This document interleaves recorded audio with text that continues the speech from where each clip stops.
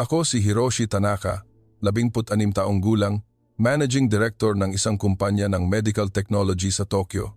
Bawat taon, dinadala ko ang aking pamilya at 4 na iba pang senior executive na pamilya sa isang bakasyon sa Europa. Ngayong taon, nagplano kami ng 12 araw, 5 gabi sa Paris, 4 na gabi sa Rome, at tinatapos sa 3 gabi sa Zurich, puro 5-star hotel at Michelin star na hapunan bawat gabi. Nasaan tayo? Tanong ni Sayuri. Asawa ko. Maikli akong sumagot at nagbuntong hininga. Hindi ko naisip na kailangan kong tumapak sa lupa ng Pilipinas sa buhay na ito. Sa aking paningin, ang Pilipinas ay isang bansa na dinadalaw ng mga Hapon na nagtitipid, mga murang baybayin, mga lumang simbahan at mga street food na puno ng mikrobyo. Nabasa ko ang mga review sa TripAdvisor. Maraming Hapon ang nagkasakit sa tiyan matapos kumain ng kwek-kwek. Mukhang nagbebenta sila ng kung ano habang naghihintay kami sa aming bagahe. Binuksan ko ang aking telepono at sinuri ang email. Inanunsyo ng airline na kailangan ng eroplano ng pagkukumpuni sa loob ng hindi bababa sa 48 oras. Kailangan naming manatili sa Maynila. Tinawagan ko ang aking sekretarya para mag-book ng 5-star na hotel para sa aming lahat, ang pinakamalapit sa paliparan, at mag-rebook ng ticket papuntang Paris sa lalong madaling panahon. Sumagot ang sekretarya sa loob ng 3 minuto. Tanaka-san, puno na po lahat ng 5-star hotel malapit sa paliparan. May malaking kumperensya po. Ang natitira na lang po ay ang mga hotel sa loob ng lungsod, mga 1.5 oras ang biyahe. Naghugot ako ng isang mahabang buntong hininga. Normal lang ang traffic sa Maynila. Nabasa ko na ang Maynila ang isa sa mga lungsod na may pinakamatinding traffic sa mundo. Ayaw kong mag-aksaya ng oras sa pag-upo sa sasakyan sa init na 40 degrees. Sa huli, sumakay kami sa van ng hotel. Totoo ang traffic tulad ng inaasahan, 3 lane, pero ang mga sasakyan ay gumagalaw ng napakabagal. Tumingin ako sa labas at nakita ang mga motorsiklo na humaharurot, ang mga tindero ng loterya na naglalakad sa pagitan ng mga kotse at ang usok mula sa exhaust na kumakalat. Tinakpan ni Sayuri ang kanyang ilong. Ang baho, sabi niya. Tumango ako. Ito ang Pilipinas, marumi, mainit at magulo. Naipit kami sa traffic ng halos 2 oras bago kami nakarating sa hotel bandang 3 a.m. Ang receptionist ay ngumiti ng malaki muli. Nakapagsalita siya ng kaunting Hapon. Maligayang pagdating po, sir. Ohayo gozaimasu. Automatiko akong sumagot ng mano po at nagulat ako. Bakit ako nagmano? Hindi ko kailanman ginagawa iyon sa Japan. 4 na oras lang kaming nakatulog. Sa madaling araw tumunog ang telepono. Nag-abiso ang airline na hindi pa tapos ang pagkukumpuni ng eroplano. Kailangan pang maghintay ng hindi bababa sa 24 oras. Gusto kong sirain ang telepono sa galit. Ang aming biyahe sa Europa ay nasisira. Habang nag-aalmusal sa restaurant ng hotel, nakita ko ang 3 iba pang pamilya na kasama namin sa biyahe na nakaupo ng sama-sama. Lahat ay nakasimangot. Nag-iingay ang mga bata dahil sa kakulangan ng tulog. Itinaas ko ang aking kamay. Kailangan nating maghanap ng solusyon. Tatawagan ko ang Hapon Ambassador para makatulong na ayusin ang paglipad natin papuntang Paris ngayon din. Tumango silang lahat. Ngunit hindi ko pa alam noon na sa loob ng ilang oras, kakansilahin ko ang buong biyahe sa Europa at magre-reserba ng 2,000 tiket pabalik dito. Ang lahat ng ito ay magsisimula sa matamis na amoy ng gatas at yelo na nagmumula sa isang kariton sa tabi ng kalsada sa gabing matindi ang traffic at malapit na akong sumabog sa inis. Ngunit kailangan kong ikwento iyon sa susunod na kabanata. Pagkatapos ng almusal, dumiretso ako sa office ng manager ng hotel. Isang lalaki sa kalagitnaan ng edad na nakasuot ng madilim na suit ang nagmano po at ngumiti ng malaki na nagpakita ng mapuputing ngipin. Magandang umaga, Tanaka-san. Ano po ang maitutulong ko? Ang kanyang Hapon ay napakalinaw kaya nagulat ako. Direkta kong sinabi sa kanya na kailangan naming umalis dito sa lalong madaling panahon. Humingi ako ng isang limusin papunta sa paliparan ngayon din at humingi ng tulong sa pakikipag-ugnayan sa airline. Tumango siya ng maraming beses. Naiintindihan ko po, ngunit sa ngayon, lahat ng sasakyan ay nakabara sa kalsada. Kung pupunta kayo sa paliparan ngayon, siguradong 3 oras po ang aabutin. 3 oras, halos isigaw ko. At gusto mo kaming umupo at maghintay sa mainit na hotel na ito? Ngumiti siya muli. Sa pagkakataong ito, ngiti ng may alam. May mungkahi po ako. Malapit sa hotel ay may night market na tinatawag na Kainang Pasig.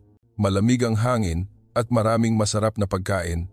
Aayusin ko po ang isang golf cart para ihatid kayo ng libre. Siguradong magugustuhan ito ng mga bata. Bukas ng umaga, ginagarantiya ko po na wala ng traffic. Magpapareserba sana ako, ngunit mahina akong hinawakan ni Sayuri sa braso. Tingnan na lang natin, Hiroshi. Kailangan din nating maghintay bukas. Nagbuntong hininga ako, natalo sa aking asawa. Dinala kami ng golf cart sa maliliit na eskinita. Ang mga fairy light na kulay kahel ay kumikinang at ang amoy ng inihaw na usok ay sumalubong sa aking ilong. Kumunot ang noo ko. Ang ganitong uri ng amoy ay makikita lamang sa maliliit na festival sa Japan, ngunit dito, punong-puno ng mga ito ang kalye. Ang Kainang Pasig ay mas malaki kaysa sa inaasahan. Ang mga lumang railroad track ay nakasarado na, hindi na ginagamit ng mga tren at naging mahabang daanan. Ang dalawang gilid ay puno ng mga stall. Ang mga tao ay siksikan, ngunit hindi nagsisiksikan.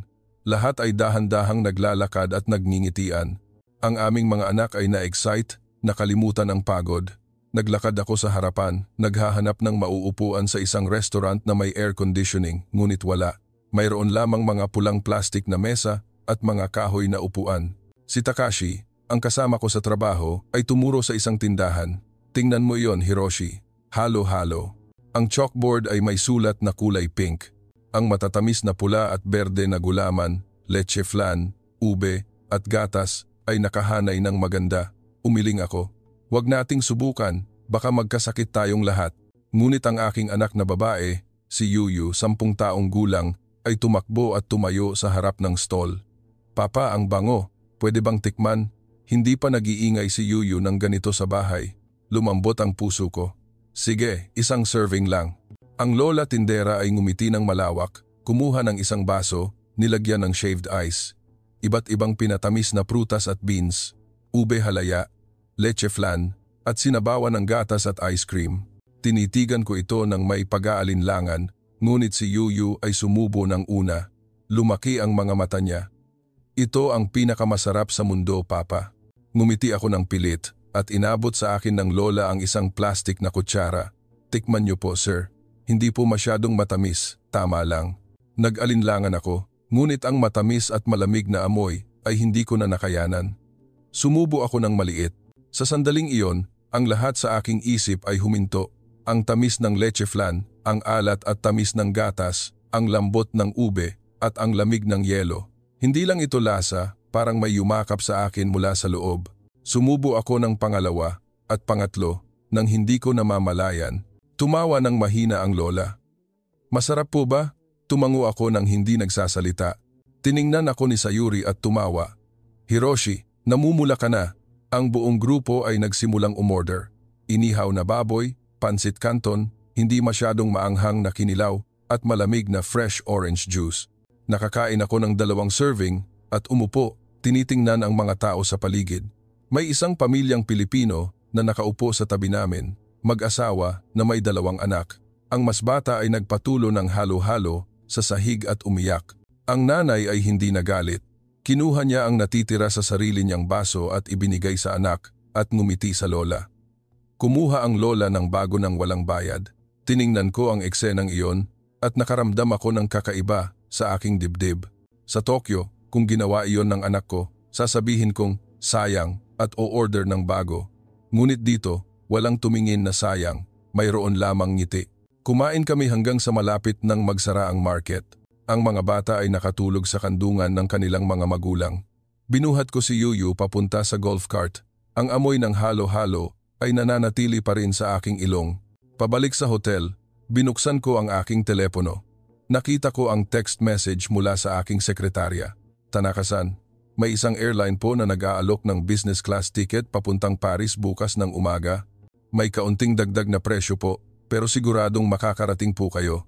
Tinitigan ko ang mensahe ng matagal, pagkatapos ay tumingin kay Yuyu na natutulog. Ang kanyang bibig ay gumagalaw pa rin na parang ngumumuya ng halo-halo. Nag-type ako ng sagot. Kanselahin ang lahat ng ticket sa Europa. Mag-book ng 4 araw pa para sa amin dito. at pakitingnan kung bukas ba ang kainang Pasig araw-araw. Sumagot ang sekretarya ng 3 exclamation point. Tanaka-san, sigurado po kayo? Ngumiti ako sa screen at nag-type ng maikling sagot. Ang pinakasigurado sa loob ng 10 taon.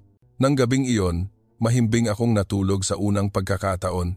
Sa aking panaginip, nakita ko ang mga punong-puno ng matatamis na mangga at 2,000 hapon na bata ang tumatakbo sa ilalim ng mga puno, nakangiti ng malaki tulad ni Yuyu, ngunit nagsisimula pa lang ang lahat.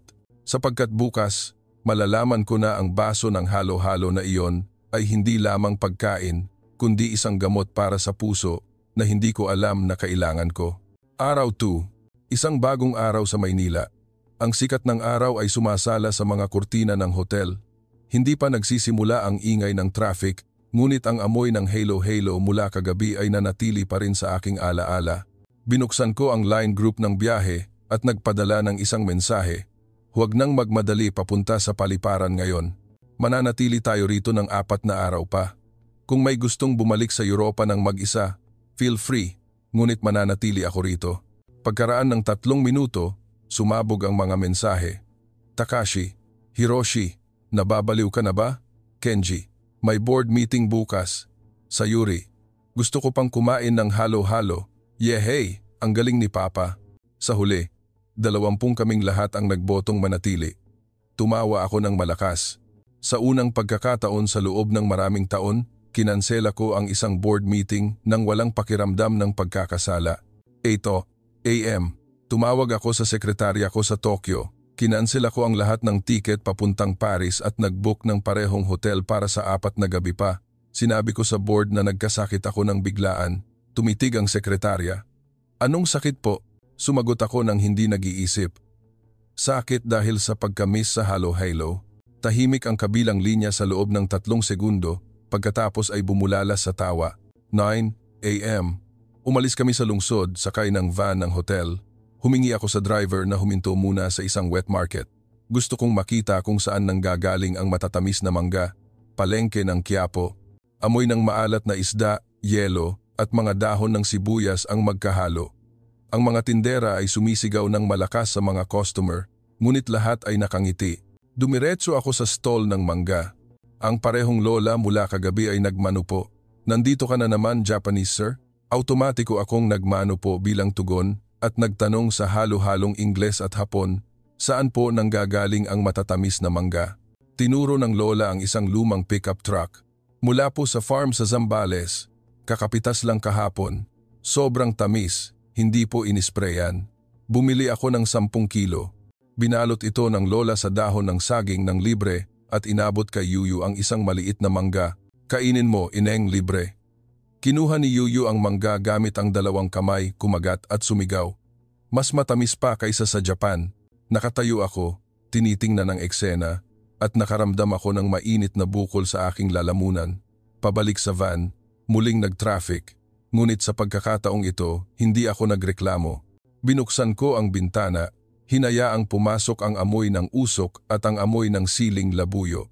Ang mga bata ay kumakanta ng Hapon sa loob ng sasakyan. Nagpadala si Sayuri ng line sa kanyang mga kaibigan sa Tokyo. Tanghali. Nakabalik kami sa hotel. Binuksan ko ang aking laptop at nagpunta sa website ng airline. Nag-type ako ng Tokyo, Maynila. Nakita ko ang presyo ng round-trip ticket mas mura kaysa sa Japan. Huminto ang daliri ko at naisip ko ang aking mga kasamahan sa Tokyo. Ang mga nagrereklamo araw-araw na stressed, ang mga umiinom ng sleeping pills gabi-gabi, ang mga anak na hindi kailanman nakakita ng ngiti sa mukha nila. Binuksan ko ang line group ng kumpanya at nagpadala ng isang voice message na 3 minuto ang haba. Makinig kayo, nandito ako sa Maynila. Kumakain ng halo-halo at pakiramdam ko ay muling ipinanganak. Sa susunod na taon, hindi na tayo pupunta sa Europa. Dadalhin natin ang bawat empleyado sa Maynila. Kakain tayo ng halo-halo ng magkasama. Kung sinong gustong sumama, magtaas ng kamay. Pagkaraan ng 1 minuto, nagtaas ng kamay ang 1,847 katao mula sa 1,852. Tumawa ako hanggang sa lumuha. Pagkatapos ay nag-book ng 2,000 advance ticket ng direct flight Tokyo-Maynila para sa Abril sa susunod na taon, 3 PM. Dinala ko ang buong grupo sa isang maliit na massage parlor malapit sa hotel. Ang karatula ay nakasulat na hilot tradisyonal na masahe, 300 peso. Naisip ko, sa Tokyo, 20,000 yen kada oras. Dito, 300 pesos. Pagkatapos ng massage, lumabas ang lahat na parang lumulutang ang mga binti. Si Takashi ay nagsalita ng nanginginig ang boses. Hiroshi, nakalimutan ko na may balikat pala ako. Kinagabihan, bumalik kami sa Kainang Pasig. Umorder kami ng 10 serving ng halo-halo. Nagmano po ang lola. Naubos po ang mga mangga sa farm kanina, sir. Pero meron po ulit bukas.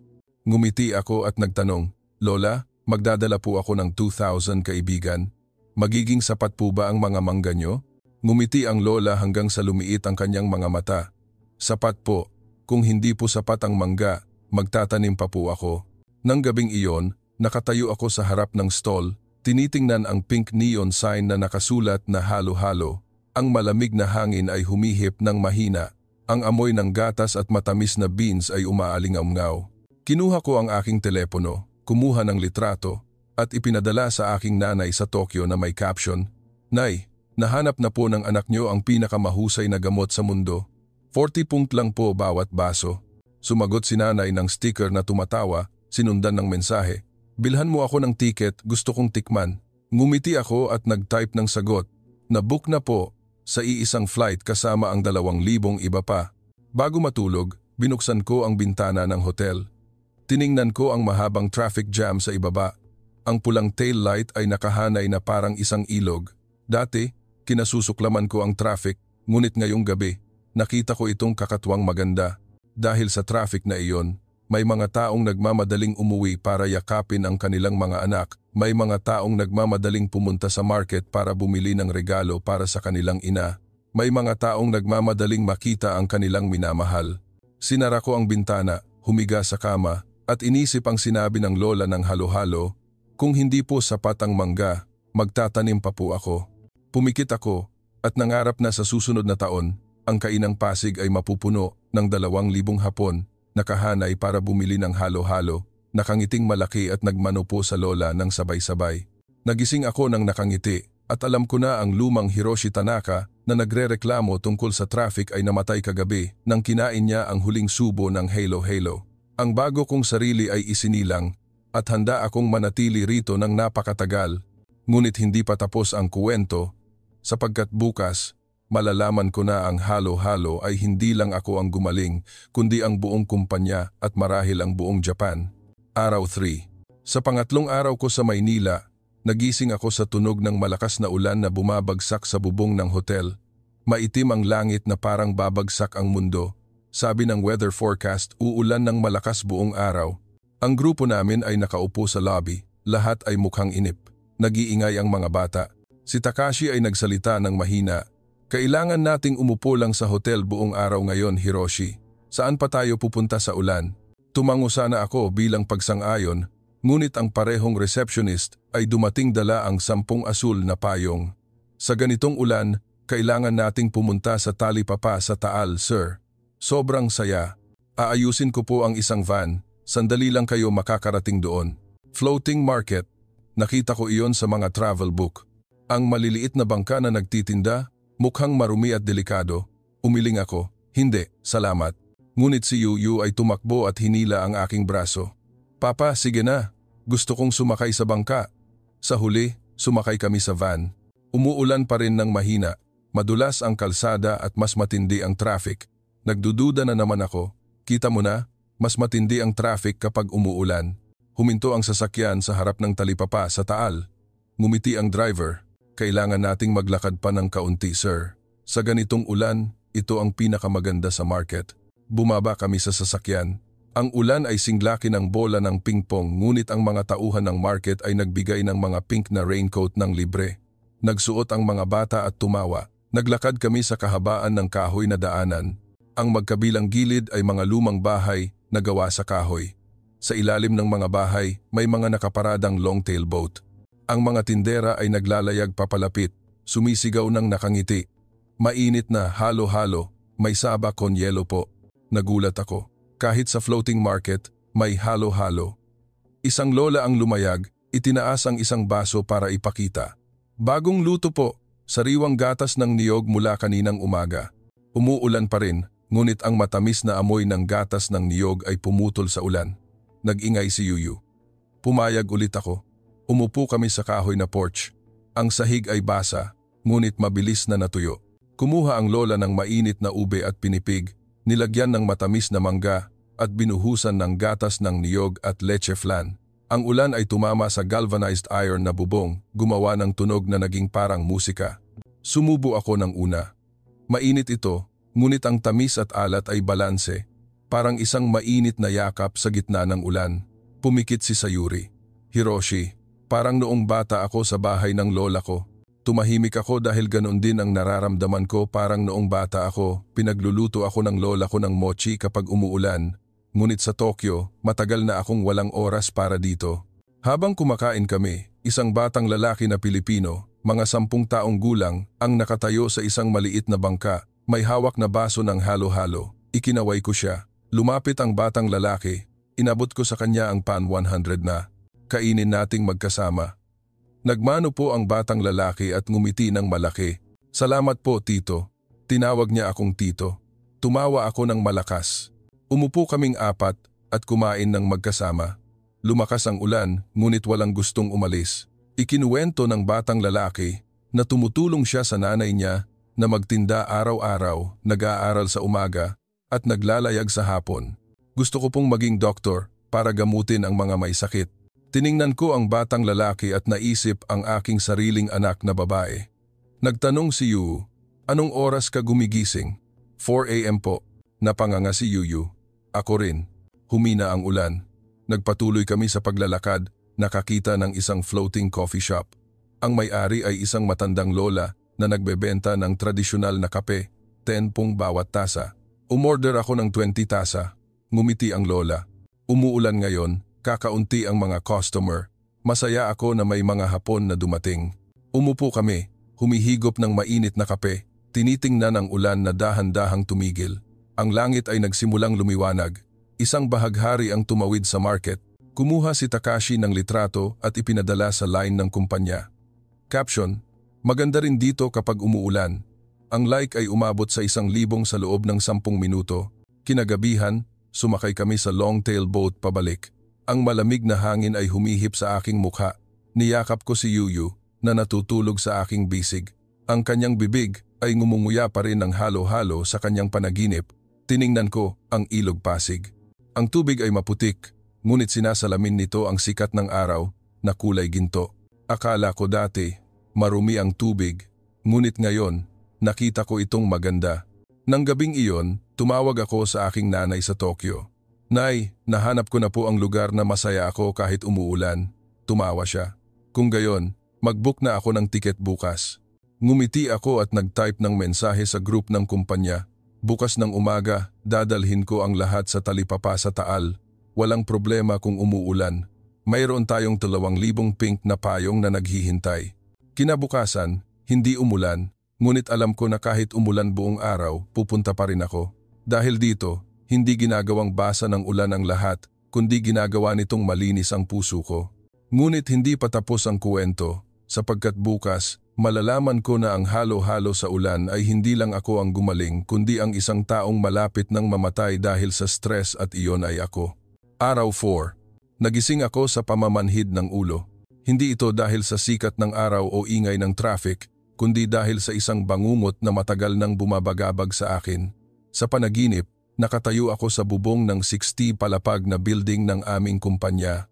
Malakas ang hangin sa Tokyo, kumakaway ang aking suit. Sa ibaba, ang mga tao ay kasing liit ng mga langgam. Malapit na akong humakbang sa gilid ng semento nang tumunog ang telepono. Tanaka-san, muling na, move ang board meeting. Nagising ako ng nanginginig. Pawis na pawis. Sabi ng orasan, 4 a.m. Mahimbing na natutulog si Sayuri sa tabi ko. Tumayo ako ng tahimik, naglakad patungo sa balcony, tinitingnan ang mga ilaw ng Maynila na hindi pa namamatay. At nakaramdam ako ng parang bato na nakadagan sa aking dibdib. Hindi ko kailanman sinabi sa sinuman, kahit sa aking asawa, na sa loob ng huling 3 taon, umiinom ako ng sleeping pills gabi-gabi, anti-stress pills tuwing umaga, at nag-isip na tapusin ang buhay ng higit sa 10 beses. Sa Tokyo, ako ay isang matagumpay na managing director, 8-digit ang suweldo, 3 palapag na bahay sa Shibuya, bagong Mercedes-Benz tuwing 2 taon. Ngunit tuwing gabi, pumipikit ako at nakikita lamang ang mga numero ng kita at pagkawala, ang pagbagsak ng mga stocks, at ang mukha ng mga empleyado na sinibak. Sa umagang iyon, nagdesisyon akong huwag magsabi kanino man. Nagpadala lang ako ng mensahe sa family group. Pupunta muna akong mag-isa ngayon. Sasama ako sa inyo mamayang tanghali. Tumawag ako ng taxi. Sa San Agustin Church po, sabi ko sa driver.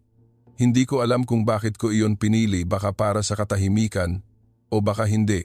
Tumaas ang taxi sa mga kalye ng umaga. Binuksan ng driver ang radyo, mahina ang tugtog ng mga OPM. Tumingin ako sa labas. Nagmamadali ang mga tao sa Maynila, ngunit lahat ay nakangiti. Nagtanong ako sa driver, bakit po nakangiti ang lahat kahit matindi ang traffic? Tumawa ang driver. Kapag ngumingiti po, gagaan ang buhay, sir. Traffic? Traffic? Ngiti lang po. Tumahimik ako. Ang simpleng sagot na iyon ay parang sampal sa mukha. Nakadating sa San Agustin Church 9 a.m. Hindi pa marami ang mga turista. Hinubad ko ang aking sapatos. Naglalakad ng nakayapak sa malamig na marmol. Ang berdeng retablo at mga sinaunang pinto ay kumikinang sa sinag ng araw. Tumayo ako ng matagal at nakaramdam ako ng pag-iyak ng hindi ko namamalayan. Nagmano po ako sa aking puso. Kung maaari akong ipanganak ulit, sana ipinanganak akong isang ordinaryong tao na hindi kailangang pasanin ang mundo sa kanyang balikat.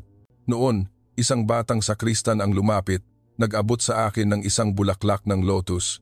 Magdasal po kayo, tito. 10 po bawat isa. Kinuha ko ang lotus, nagbayad ng 20. Ngumiti ng malaki ang bata. Ang dami po niyan, 2 po. Tumawa ako ng malakas, kaya lumingon ang mga tao sa paligid. Nagsindi ako ng insenso at umupo sa harap ng altar. Sa unang pagkakataon sa loob ng maraming taon, hindi ko inisip ang trabaho. Hindi ko alam kung gaano katagal ako natulog. Nagising ako dahil sa tunog ng telepono. Tumawag si Sayuri, umiiyak. Hiroshi! Si Takashi! Bumagsak siya.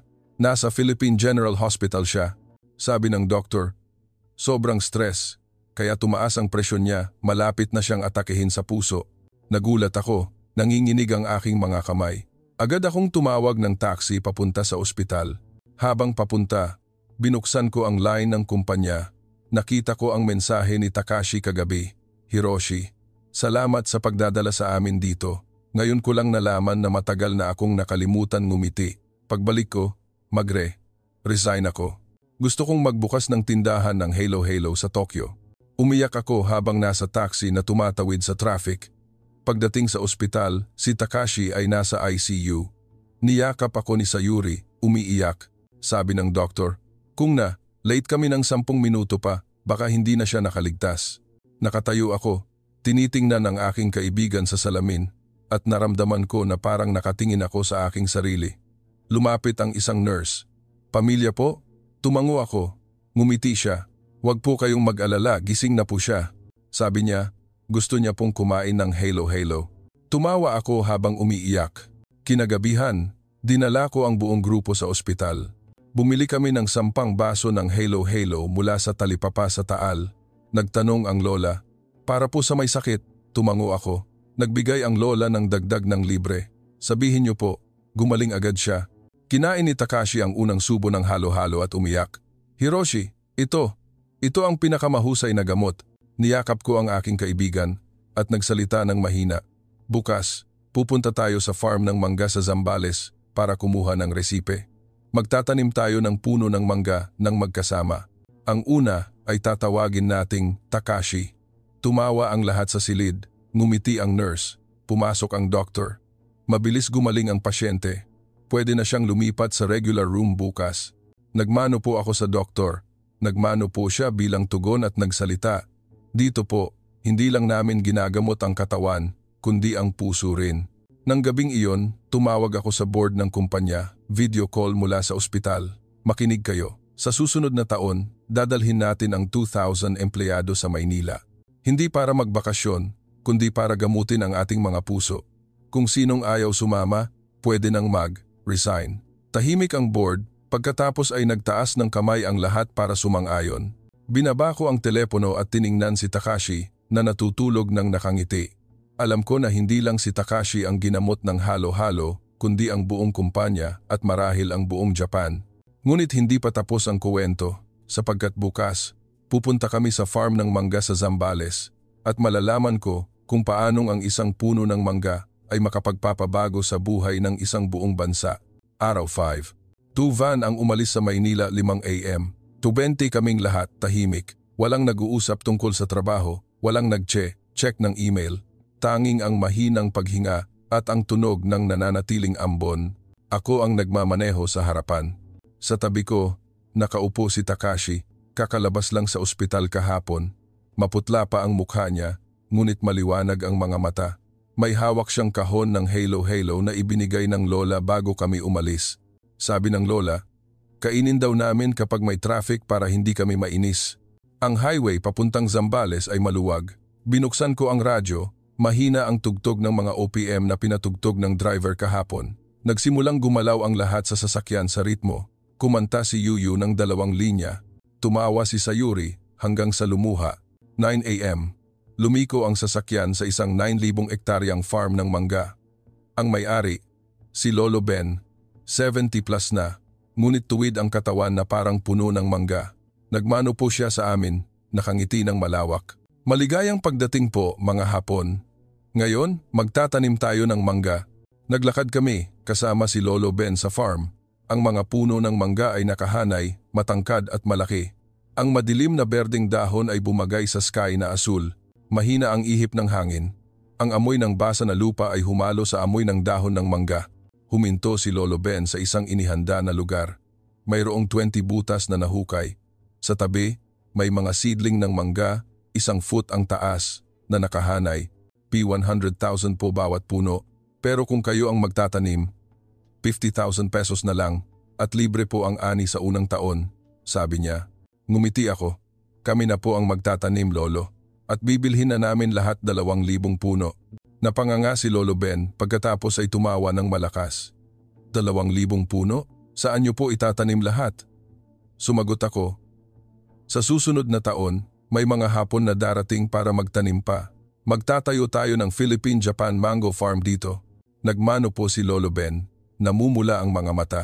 Nagsimula kaming magtanim. Ako ang una. Tinuruan ako ni Lolo Ben kung paanong maghukay ng butas, lagyan ng pataba at dahan-dahang ilagay ang seedling. Ang lupa ay basa at dumidikit sa aking mga kamay. Bumabaha ang pawis, ngunit nakangiti ako ng malaki hanggang sa sumakit ang pisngi ko. Si Takashi ang nagtanim ng pangalawang puno. Tinawag niya itong bagong buhay at bumulong sa puno. Salamat sa pagliligtas sa buhay ko. Masaya ang mga bata sa pagtatanim. Tinawag ni Yu ang kanyang puno na puno ni Yu at diniligan ito hanggang sa maging mood ang lupa. Si Sayuri ang nagtanim ng pang-4 na puno. Umiyak siya ng mahina. Ito po si Nanay. Salamat sa pagpapabalik sa akin sa pagkabata. Tiningnan sila ni Lolo Ben at nagsalita ng nanginginig ang boses. 50 taon na akong farm, hindi ko pa nakita ang sinumang umiyak at ngumiti ng ganito habang nagtatanim. Tanghali. Dinala kami ni Lolo Ben para kumain sa ilalim ng puno ng mangga. Halo-halo mula sa ani ng farm. Sobrang tamis at mabango kaya natahimik ang lahat.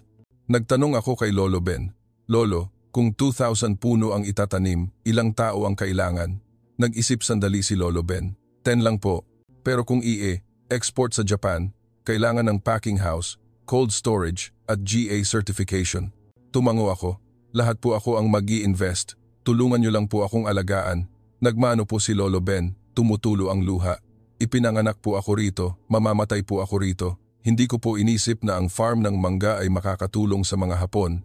3 PM. Nakaupo kami sa ilalim ng isang malaking puno ng mangga. Binuksan ko ang aking laptop at nag-video call sa board ng kumpanya. Ang litrato ko na nakasuot ng t-shirt na may lupa at ang mga puno ng mangga sa likuran. Nakikita niyo po ba? Ito ang kinabukasan ng ating kumpanya. Sa susunod na taon, hindi na tayo meeting sa Tokyo. Meeting tayo rito, sa ilalim ng puno ng mangga at kakain ng halo-halo para sa tanghalian. Tahimik ang board pagkatapos ay nagpalakpakan ng malakas. Sinara ko ang laptop at sinabi kay Lolo Ben, "Lolo, sa susunod na taon, magdadala po ako ng 2,000 tao. Ayusin niyo po ang tirahan." Tumawa si Lolo Ben. "Magtatayo po ako ng mga bahay kubo, P100 po bawat gabi. Libre po ang halo-halo." Kinagabihan, sumakay kami pabalik sa Maynila. Tulog na ang lahat maliban sa akin. Tumingin ako sa labas. Nakita ko ang berdeng rice field, ang kalabaw na kumakain ng damo, ang mga bata na humahabol sa dragonfly. Nagmano po ako sa aking nakikita at nagsalita sa aking puso. Salamat sa pagpapaalam sa akin na ang buhay ay hindi lang tungkol sa mga numero. Nang gabing iyon, tumawag ako sa aking nanay. "Nay, bumili po ako ng farm ng mangga. Sa susunod na taon, magtanim po tayo ng mangga ng magkasama." Umiyak siya. "Matagal ko nang hinintay ito, anak." Bago matulog, binuksan ko ang line ng kumpanya at nagpadala ng litrato ng mga puno ng mangga na aming itinanim. Caption, ang una ay pinangalanang Takashi, ang pangalawa ay Yuyu, ang pangatlo ay Sayuri, ang pang-apat ay Nanay, ang panglima ay lahat sa kumpanya. Sa susunod na taon, darating tayo para magtanim ng puno na may sarili nating pangalan sa ilalim ng puno ng mangga at kakain ng halo-halo ng magkasama. Ang like ay umabot sa 10,000. May isang comment, "Mag, reserve po ako ng puno na may pangalan ng anak ko. Gusto ko po ng puno na may pangalan ng asawa ko. Gusto ko po ng puno na may pangalan ko na muntikan ng magpakamatay." Tumulo ang luha ko. Nag-type ako ng sagot. "Pwede po kayong reserve. Sapat po ang mga puno ng mangga para sa lahat." Nang gabing iyon, mahimbing akong natulog. Napanaginipan ko na ang farm ng mangga sa Zambales ay puno ng 2,000 hapon. Lahat ay nakasuot ng t-shirt na may lupa, nakangiting malaki, nagmano po kay Lolo Ben at kumakain ng halo-halo sa ilalim ng puno ng mangga na itinanim nila. Nagising ako at alam ko na hindi lang ako at si Takashi ang ginamot ng halo-halo kundi ang buong bansa. Bukas, babalik kami sa Tokyo, ngunit hindi para magtrabaho, kundi para maghanda na bumalik dito kasama ang 2,000 iba pa. Araw 6. Ang huling araw ko sa Maynila. Nagising ako, 4 AM, hindi dahil sa bangungot, kundi dahil sa labis na excitement, kaya hindi ako makatulog. Ang mga bagahe ay nakahanay sa harap ng hotel room, ngunit walang nagmamadali. Lahat ay nakangiting malaki, parang bagong panganak. 7 AM, isang tupalapag na asul na bus ang dumating. Ang karatula sa gilid ng bus ay nakasulat ng malaki, "Salamat Pilipinas," mula sa puso ng 20 Hapon at 2,000 iba pa na paparating. Nagmano po ang driver at binuksan ang musika. "Mabuhay Pilipinas!" Kumanta ang mga bata sa buong kanta. Habang papunta sa Ninoy Aquino International Airport, Naya, humingi ako na huminto sa kainang Pasig ulit. Ang lola ng halo-halo ay naghihintay. Nagmano po ng yumuko ang kanyang katawan. 200 serving po ang ginawa ko ngayon, sir. Dalhin niyo po sa mga kaibigan niyo sa Japan. Niyakap ko ang lola ng mahigpit. "Lola, sa susunod na taon, sigurado po na may trabaho po kayo buong taon." Ngumiti siya. "Magtatanim pa po ako ng 10 ektarya ng mangga. Hihintayin ko po ang mga hapon." 8:30 AM. Nakadating kami sa NAIA, ngunit hindi para sumakay sa eroplano, kundi para sa isang maliit na press conference. Tumayo ako sa harap ng 10 channel ng balita sa Pilipinas. Sa tabi ko, si Lolo Ben, si Takashi, at si Yu na may hawak na karatula. Ako, si Hiroshi Tanaka, Managing Director ng isang kumpanya ng medical technology mula sa Tokyo, ay opisyal na nag-aanunsyo na sa susunod na taon, dadalhin namin ang 2,000 empleyado para magtanim ng mangga sa Zambales, kumain ng halo-halo sa kainang Pasig, at gamutin ang aming mga puso sa inyong bansa. Hindi kami turista, dumating kami para iligtas ang aming mga buhay. Nagpalakpakan ang mga reporter. Ang camera flash ay nakasisilaw, ngunit nakangiti ako ng malaki. Itinaas ni Yu ang karatula niya, "Halo-halo, ang gamot para sa puso." Nagpatuloy si Takashi, "Muntikan na akong mamatay dahil sa stress, ngunit ang 40 na baso ng halo-halo ay nagligtas sa buhay ko." Nagmano po si Lolo Ben, "Maligayang pagdating po sa lahat. Walang entrance fee, mang-ost lang po ang kukunin namin." Ang press conference ay natapos sa loob ng 15 minuto, ngunit ang video ay kumalat sa buong mundo sa loob ng 10 minuto. Ang hashtag Japanese 2000 Mango ay naging trending no. 1 sa Twitter sa Japan at number 3 sa Pilipinas. Ang mga Hapon ay nag-comment ng malakas. Gusto ko pong sumama. Pwede po ba ang kumpanya ko? Matagal na akong stressed. Reserve po ako ng lugar para magtanim ng mangga. 10 a.m. Naglakad kami papunta sa gate para sumakay sa eroplano, ngunit hindi gate papuntang Tokyo, kundi gate papuntang Osaka. Nag-book ako ng stopover sa Osaka para sa isang malaking press conference. Inimbitahan ang lahat ng media sa Japan. Habang naghihintay, nakatayo ako, tinitingnan ang NAIA.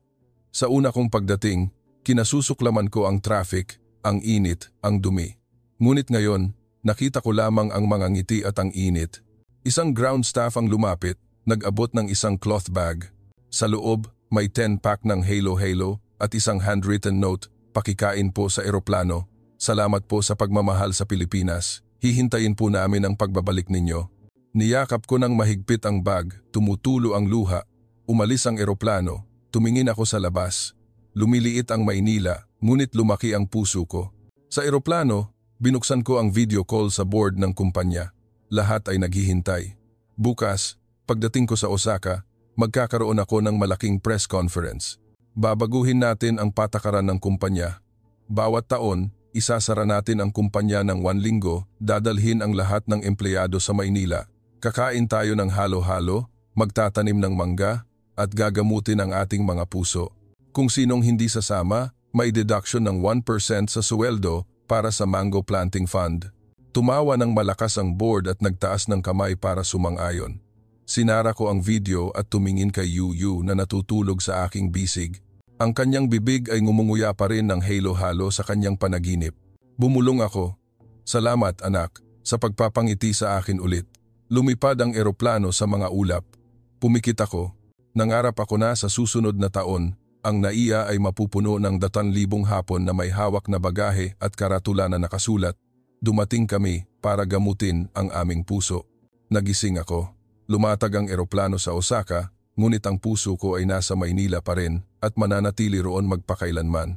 Ngunit hindi pa tapos ang kuwento, sapagkat bukas tatayo ako sa entablado sa Osaka, nag-aanunsyo sa buong Japan na ang Pilipinas ay hindi lang nagbebenta ng halo-halo, kundi nagbebenta ng kaligayahan na hindi mabibili ng pera. At ako ang unang bumili nito, gamit ang aking buong puso. 1 taon, pagkatapos, NAIA, Abril, limapit na. Ang direct flight mula sa Tokyo ay lumapag 6:15 a.m. Bumukas ang pinto ng eroplano. At 2,000 Hapon ang lumabas, lahat ay nakasuot ng mango yellow na t-shirt. Ang dibdib ay may burda na, "Salamat, Pilipinas." Ang likod ng t-shirt ay nakasulat, "Dumating kami para gamutin ang aming puso." Nakatayo ako sa harap ng arrival gate. Sa tabi ko, si Lolo Ben, ang lola ng halo-halo, at si Yuyu, na mas matanda ng 1 taon, may hawak na malaking karatula. Maligayang pagdating, 100,000 pamilya nga mango. Ang unang lumabas ay ang nanay ko, 75, may hawak na tungkod, ngunit nakangiting malaki. "Anak, nandito na ako." Niyakap ko siya ng mahigpit. Tuloy-tuloy ang pag-iyak ko. Sinundan ng lahat ng empleyado ng kumpanya. Ang ilan ay nag-isip na magpakamatay. Ang ilan ay naghiwalay sa kanilang mga asawa. Ang ilan ay hindi kailanman yumakap sa kanilang mga anak. Ngunit ngayon, lahat ay nakangiti, nagmano po sa airport staff. Ang mga tauhan ng NAIA ay nakahanay sa 2 gilid, nagmano po bilang tugon. May mga ilaw na karatula, "Yokoso Taye, maligayang pagdating sa Pinas." 50 bus ang naghihintay. Ang karatula sa gilid ng bus ay nakasulat, "Papunta sa Zambales Mango Farm." Habang papunta, binuksan ng lahat ang bintana. Kumuha sila ng litrato ng rice field, ng kalabaw, ng mga batang Pilipino na kumakaway. Ang lola ng halo-halo ay naghihintay sa pasukan ng farm. Ngayong araw gumawa siya ng 2,000 serving ng halo-halo na kahanay. Si Lolo Ben ay nakatayo para salubungin kami. "Maligayang pagdating po mga anak. Magtatanim tayo ng 2,000 puno ng mangga ngayon. Bawat isa, magpangalan ng puno. 2,000 tao ang nakahanay, may hawak na seedling ng mangga, hoe, at timba ng tubig. Ako ang nakatayo sa harapan, may hawak na unang seedling, pinangalanan itong bagong Hiroshi. Si Yu ang may hawak ng pangalawa, Yu, kaibigan ng Pilipinas. Ang nanay ko ang pangatlo, Nanay Tanaka, nang umingiti muli. Si Takashi ang pang-apat, ang nagligtas sa buhay ko. 2,000 tao ang nagsimulang magtanim ng sabay-sabay. Ang tunog ng howe na tumatama sa lupa ay umaalingaw-ngaw. Ang malakas na tawanan ay umalingaw-ngaw sa farm. Ang iyak ay halo-halo. Tiningnan sila ni Lolo Ben, tumutulo ang luha. Hindi ko inisip na ang farm ng mangga ay magkakaroon ng 2,000 umiiyak na tao sa isang araw. Tanghali. Kumain ang lahat ng halo-halo sa ilalim ng malaking puno ng mangga. Nagmano po ang lola, libre po lahat ngayon. Kayo po ay pamilya ko. Isang empleyado ang tumayo. Siya ang taong inutusan kong bawasan ang suweldo noong nakaraang taon. Nagmano po siya sa lola. Lola, akala ko po tapos na ang buhay ko, pero ang baso ng halo-halo na ito ay nagpabuhay sa akin. Hinawakan ng lola ang kanyang kamay. Anak, hindi pa tapos ang buhay, nagsisimula pa lang. Medyo huli ka lang sa pagkain ng halo-halo. Tumawa at umiyak ang lahat. 3 p.m. Nagdaos kami ng seremonya para pangalanan ang farm. Ang bagong pangalan, Philippine-Japan Mango Farm, para sa mga pusong gumaling. Tumayo ako sa entablado na gawa sa kawayan, nagsalita sa mic. 1 taon na ang nakalipas, dumating ako rito ng may inis. Galit sa traffic, galit sa init, galit sa lahat. Ngunit ang 40 na baso ng halo-halo ay nagpabago sa akin, nagpabago sa aking kaibigan, nagpabago sa aking kumpanya, at ngayon ay nagpapabago sa 2,000 buhay. Nangangako ako, bawat 4 na buwan, babalik tayo rito. Magtatanim pa ng mangga, kakain ng halo-halo, at magngingitian. Dahil dito, hindi tayo turista, pamilya tayo. Nagpalakpakan ang 2,000 tao. Nagmano po si Lolo Ben. Niyakap ako ng lola. Tumakbo si Yu sa entablado, sumisigaw. Ang Pilipinas po ang pangalawa kong tahanan. Kinagabihan, nagdaos kami ng party sa ilalim ng puno ng mangga, mango yellow na mga ilaw, OPM na hinaluan ng tugtog ng hapon. Sumasayaw ang lahat, nagkakayakapan, umiiyak. Isang empleyado ang lumuhod sa tabi ng puno ng mangga, tumawag sa kanyang asawa sa Japan, "Mahal, magpakasal ulit tayo." Ang isa naman ay tumawag sa kanyang anak, "Patawarin mo ako, hindi kita kailanman niyakap. Sa susunod na taon, dalhin kita para magtanim ng mangga." Nakatayo ako, tinitingnan sila, at alam ko na ito ang himala na nilikha ng matamis na mangga, gatas ng niyog, at isang bukas na puso. Bago matulog, naglakad ako papunta kay Lolo Ben. "Lolo, sa susunod na taon, magdadala po ako ng 4,000 tao." Tumawa siya. "Palalawakin ko po ang farm ng 10 hektarya pa at magtatayo ng paaralan para turuan ang mga batang Pilipino at Hapon na gumawa ng halo-halo ng magkasama." Niyakap ko siya. "Salamat po sa pagbibigay sa akin ng lugar para tumayo at pagbabalik ng puso ko." Nang gabing iyon, natulog ang 2,000 tao sa mga bahay kubo sa ilalim ng 2,000 puno ng mangga.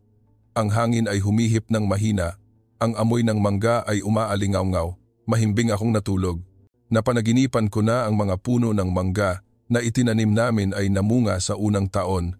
10,000 mangga, tamis na tama para sa 10,000 pusong gumaling. At alam ko na nagsisimula pa lang ang himala na ito.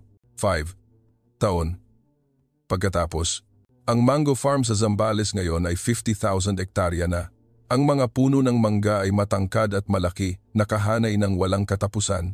Sa ilalim ng bawat puno, may isang maliit na karatula na gawa sa kahoy, nakasulat ang pangalan ng may-ari. Puno ni Bagong Hiroshi. Gumaling na. Puno ni Yuyu. Kaibigan ng Pilipinas, magpakailanman. Puno ni Nanay Tanaka. Ngumingiti araw-araw. Puno ni Takashi. Pangalawang buhay. Bawat taon, sa Abril, 50,000 Hapon ang dumarating. Hindi lang mula sa kumpanya ko, kundi mula sa buong Japan. Ang iba pang kumpanya ay sumunod. Ang mga paaralan ay sumunod. Ang mga pamilya ay sumunod. Nagtatag ang gobyerno ng Japan ng Thai-Filipino Mango Healing Project, nagpapadala ng 100,000 stressed na tao bawat taon, libre ang tiket sa eroplano, libre ang tirahan, libre ang halo-halo. Si Lolo Ben, 80 taong gulang na, nakatayo pa rin, ngunit ngayon ay Lolo Ben na, lolo ng lahat ng bata. Ang lola ng halo-halo ngayon ay may malaking pabrika, nag-export ng instant halo-halo sa Japan, 1 million box bawat taon. Ang pangalan ng brand, Smile Mango. Si Yu, 16, nag-aaral sa International High School sa Maynila, mas matatas magtagalog kaysa sa Hapon. Siya ang tour guide ng mga batang Hapon nagtuturo kung paanong magtanim ng mangga, nagtuturo kung paanong ngumiti. Nagbukas si Takashi ng tindahan ng halo-halo sa Tokyo na tinawag na Philippine Miracle. Mahaba ang pila araw-araw. Nag-asawa siya ulit, may anak na lalaki na pinangalanang Mango. Nag-retire na ako, ngunit hindi ako bumalik sa Japan. Nanatili ako sa Zambales. Ako si Tito Hiroshi, nagtuturo sa mga batang Pilipino at Hapon kung paanong gumawa ng halo-halo, nagtuturo kung paanong ngumiti sa gitna ng traffic, nagtuturo na ang buhay ay hindi lang tungkol sa mga numero. Bawat umaga, gumigising ako para tingnan ang pamumulaklak ng mga mangga. Naglalakad ako papunta kay Lolo Ben na nakaupo sa ilalim ng unang puno ng mangga na itinanim namin ng magkasama. Lolo, may 100 po na dumating ngayon. Ngumiti siya. Mabuti po anak, marami pang lugar sa farm natin. Kinagabihan, isang batang Hapon, 2 taong gulang, ang nakatayo, umiiyak sa tabi ng puno ng mangga, nakakatanim lang niya. Ang pangalan ng puno, puno ni tatay na umalis. Umupo ako sa tabi niya. Bakit umalis ang tatay mo anak? Nanginginig ang boses ng bata. Sobra po siyang nagtrabaho. Sobrang stressed kaya nagpakamatay. Niyakap ko ang bata ng mahigpit. Ang puno na ito ang papalit sa tatay mo. Bawat taon, didiligan mo. Lalaki ito kapalit ng tatay mo at magbibigay ng matamis na bunga kapalit ng ngiti na hindi na ibigay ng tatay mo sa iyo. Huminto ang bata sa pag-iyak at ngumiti. Kinagabihan, nagdaos kami ng malaking bilog sa ilalim ng puno ng mangga. 50,000 tao ang nakaupo ng magkakasama. Tumayo ako at nagsalita. 5 taon na ang nakalipas. Dumating ako rito na wasak ang puso, galit sa lahat. Ngunit isang baso ng halo-halo ang nagpabago sa akin, nagpabago sa 2,000 tao, nagpabago sa 2 taong, at ngayon ay nagpapabago sa buong Japan. Nalaman ko na ang kaligayahan ay wala sa pera, wala sa posisyon, kundi nasa ngiti ng lola na nagtitinda, nasa kamay na may lupa ni Lolo Ben, nasa batang Pilipino na nagbabahagi ng halo-halo sa batang Hapon. Ang Pilipinas ay nagturo sa akin na ang kadakilaan ay hindi sinusukat sa matataas na building, kundi sa isang bukas na puso. At ang puso ng mga Pilipino ay mas malaki kaysa sa karagatan. Nagpalakpakan ng 50,000 tao. Nagmano po si Lolo Ben. Niyakap ako ng lola. Tumakbo si Yuyu sa entablado. Sumisigaw. Ang Pilipinas ay hindi nagbebenta ng mangga, kundi nagbebenta ng pag-asa. At binili namin iyon gamit ang aming mga puso. Nang gabing iyon, nagpalipad kami ng 50,000 sky lantern sa ilalim ng puno ng mangga. Lumipad ang mga ito sa langit. Tumulo ang luha ko. Isang lantern ang lumipad sa harap ko. Nakasulat, "Salamat sa pagpapangiti sa tatay ko ulit mula kay Yuyu." Nagmano po ako sa lantern at bumulong, "Salamat Pilipinas sa muling pagpanganak sa akin." Nang gabing iyon, natulog ang 50,000 tao sa ilalim ng puno ng mangga. Ang hangin ay humihip ng mahina. Ang amoy ng mangga ay umaalingaw-ngaw. Ang tunog ng kuliglig ay naririnig. Mahimbing akong natulog. Napanaginipan ko na ang mga puno ng mangga na itinanim namin ay namunga sa buong mundo. Lahat ay kumakain, lahat ay ngumingiti. At alam ko na hindi pa tapos ang himala na ito, nagsisimula pa lang. 10 taon, pagkatapos, naiya. Tumayo ako sa parehong lugar, ang lugar na kinasusuklaman ko dati, ngunit ngayon ay ang pinakamamahal ko. 56 na ako. Kalahati na ng buhok ko ang kulay abo. Ngunit mas malaki ang ngiti ko kaysa noong 40 ako. Sa tabi ko, si Yuyu, 21 na ngayon, nagtapos ng medicine mula sa Mahidol, magiging volunteer doctor sa Japan, sa psychiatry division para sa stress. Nakaupo si Lolo Ben sa wheelchair, 90 na, ngunit maliwanag pa rin ang mga mata. Sumunod ang lola ng halo-halo, may hawak na kahon ng special halo-halo ang resipe na ini-export sa buong mundo. Ngayong araw ay ang ika-10 anibersaryo ng Mango Healing Project, 100,000 Hapon ang dumating. Hindi lang para magtanim ng mangga, kundi para magdiwang. Tumayo ako sa entablado sa farm sa Zambales, nagsalita sa huling pagkakataon. 10 taon na ang nakalipas, dumating ako rito na walang laman ang puso, galit sa traffic, galit sa init, galit sa sarili ko. Ngunit isang baso ng halo-halo, mangga mula sa farm ni Lolo Ben, gatas ng niyog mula sa lola na nagtitinda, at ang ngiti ng mga Pilipino ay pumuno sa puso ko hanggang sa umapaw. Ngayon, 100,000 tao ang nakatayo rito dahil ang Pilipinas ay hindi nagbebenta ng mangga, kundi nagbebenta ng pag-asa. Nalaman ko na ang tunay na kaligayahan ay wala sa pera, wala sa posisyon, kundi nasa kamay na may lupa, nasa ngiti sa gitna ng ulan, nasa pagbabahagi ng isang baso ng halo-halo. Ang Pilipinas ay nagturo sa akin na ang mga tao ay hindi ipinanganak para maglaban, kundi ipinanganak para kumonekta. At ang tunay na koneksyon ay nagsisimula sa isang ngiti at nagtatapos sa isang pusong gumaling. Tahimik ang 100,000 tao, pagkatapos ay nagpalakpakan ng malakas.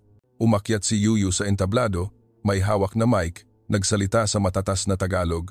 Ipinanganak po ako sa Japan, ngunit lumaki ako sa Pilipinas. Nalaman ko na ang kaligayahan ay hindi mabibili, kundi maibabahagi. Ngayon, pupunta ako sa Japan para sabihin sa mga Hapon, kung malungkot ang puso nyo, magtanim kayo ng mangga. Kung malungkot ang puso nyo, kumain kayo ng halo-halo. Kung wasak ang puso nyo, yakapin nyo ang mga Pilipino. Dahil dito hindi tayo mga estranghero, pamilya tayo. Nagmano po si Lolo Ben, tumutulo ang luha. Salamat anak sa paggawa sa farm ng mangga ko na Heart Garden ng mundo. Itinaas ng lola ng halo-halo ang kahon. May 100,000 serving po ng halo-halo ngayon, libre para sa lahat. Kumain po kayo at ngumiti. Nang gabing iyon, nagpalipad ng 100,000 sky lantern ang 100,000 tao. Lumipad ang mga ito, nagpapaliwanag sa buong Zambales. Nakatayo ako, yakap si Yuyu, yakap si Lolo Ben, yakap ang lola at nagsalita ng mahina. 10 taon na ang nakalipas, akala ko ang himala ay emergency landing, ngunit ang himala pala ay ang pagpili ng ating puso na maging bukas. Ang pinakamataas na lantern ay nakasulat, "Salamat Pilipinas sa pagpapangiti sa 100,000 Hapon ulit at magpapatuloy sa pagngiti magpakailanman."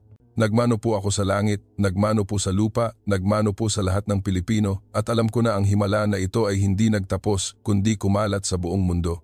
Mula sa isang baso ng halo-halo patungo sa 100,000 puso at magpapatuloy sa milyon-milyon. Dahil ang tunay na kaligayahan ay hindi nakatago sa matataas na building kundi nakatago sa ngiti ng mga Pilipino at sa matamis na mangga na naghihintay na tikman ng lahat. Ako si Hiroshi Tanaka, ang taong kinasusuklaman ng Pilipinas. Ngayon ay mas mahal ko ang Pilipinas kaysa sa sarili kong bansa at ito ang tunay na himala. Ang himala na tinawag na halo-halo